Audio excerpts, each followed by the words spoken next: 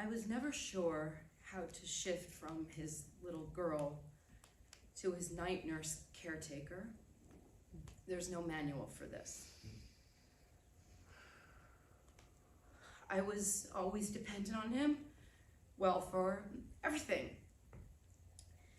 Negotiating a new car, managing my finances, deciding on random trips, dating advice. I didn't always take the dating advice.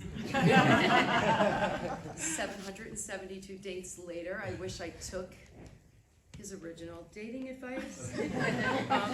But also, Dad, can acetaminophen mix with Tylenol? I don't get the difference. Also, where does the coolant go? What's the difference between the coolant and the oil? And where does that stick? And Dad, also, what did you take for indigestion? I don't have it in the house. I know I don't have it in the house. Please don't ask me why I don't have it in the house. And also, Dad, what do I do about a broken heart? He loved giving directions. He would turn off the remote, he called it the clicker, and he would turn it off while he was watching some Seinfeld reviews, and then stop it, take off his glasses, blink a few times, lean back on the leather couch, fold his arms as if he were really annoyed, and say, yes, and lick his lips just like that. But deep down, I know, he loved very much being needed the same way I needed him.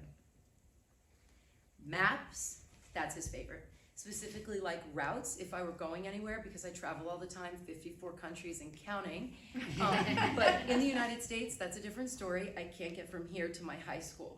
So if the GPS thing isn't working, which I really don't know how to use the GPS, hook up the phone to the GPS, I obviously have to call Dad. And he'll tell me exactly what exit to get off, how many miles it is to that exit, where a hotel is close to that exit, and which one I should go to if I need to go to the bathroom, because I'm a woman and I shouldn't be out really past like 5.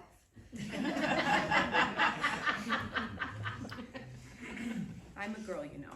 Well, he never really needed me, not like that, but being the boss was not really my thing. I mean, with him, let's be real. I am a teacher, it's been like decades, and I am the boss of the classroom, that's my space. So for 187 kids, I'm the boss. For instance, stop shoving your paw in the Cheeto bag, making that sound. Also, why do you have 17 passes? Also, why do you have 22 absences? And why do you literally always come to my class smelling like, I don't know what is that smell. But still, I'm still going to teach Othello. I will not stop, even though it's banned. I'm still going to show the Polanski version of Macbeth. I know, it's also banned. I'm still going to show a clip of that film. I know, it's banned. But my kids are still going to learn every piece of canonical literature that's important, famous, and necessary. Thank you. I still make 5 cents a day to do that, so I appreciate it. Potential jail time. Regardless, out of the classroom, I'm not that way. And the time came, it was June 2019. I had to really go back to that moment right before I moved to the Middle East with 2 cats and 2 luggage. I suggest never doing that. I did it. And I think what was happening is my heart was beating for like 8 trillion seconds per minute per what, I don't know what happened. I was going to Target one day and I collapsed. They took me to the ER and they said that some tryptonin level was off the roof. Of course, call Dad. Why are you having this enzyme? This enzyme's only relevant when you have a heart attack. Are you having a heart attack? Should you even really be going to the Middle East? I don't know. Next thing I knew, I'm admitted to the ER, and within 4 hours, he was there. And what I remember most is sitting there with the IV, which the girl couldn't get in. She probably was like 19, maybe I was a child. It went in 3-4 times. There was splattered blood here, there. But Dad was standing there with his arms crossed, watching the nurse, who clearly didn't know what she was doing from who knows where, and he knew better. All I remember is that when I was laying there, he said to her, what's your name?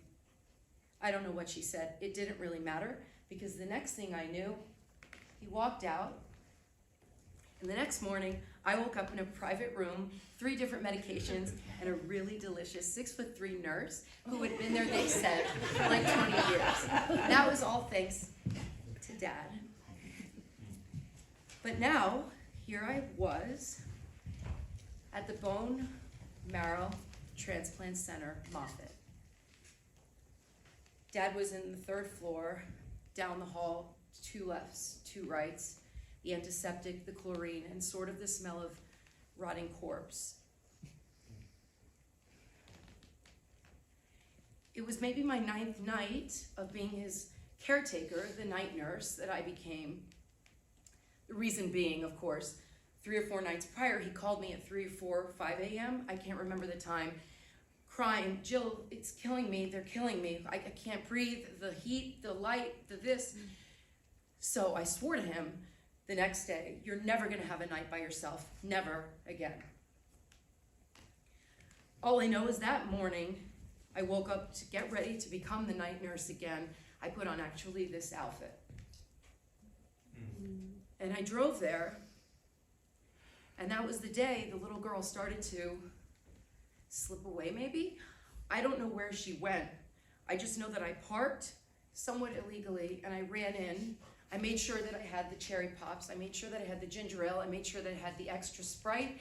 I made sure that I wiped my feet at least 6 times, wash the hands, up here, at least up to here. Put on extra gloves, maybe 2 masks, put my hair back, and make sure that I ran in. And Dad,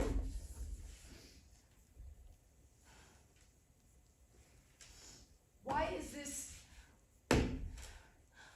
mattress like this? I ordered the new mattress yesterday. They told me, they swore to me that the new mattress was coming. This thing is like, I don't know where it's from. It's like some 3rd world fucking country. What the fuck is this? Dad called me over and said, "Get this blanket off me. It's like a horse blanket." I said, "Dad, I think it's a comfort blanket." He said, "It's a war blanket. It's not comfort." In that moment, I recognized I had to read the chart. I tried to move his body over. It was so heavy. He asked me, "Move me to the left." I tried so hard, and even though he had lost 35 pounds, even though he was just skeletal, I couldn't move him. I couldn't help him. This bed, platelets 0, hemoglobin still 0, white count 0. He's heavily breathing, and there's the beeping of the machine, and there's the head nurse, the night, what is her name?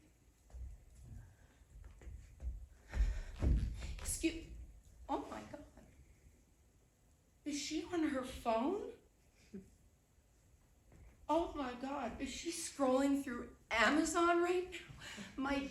My dad is in here.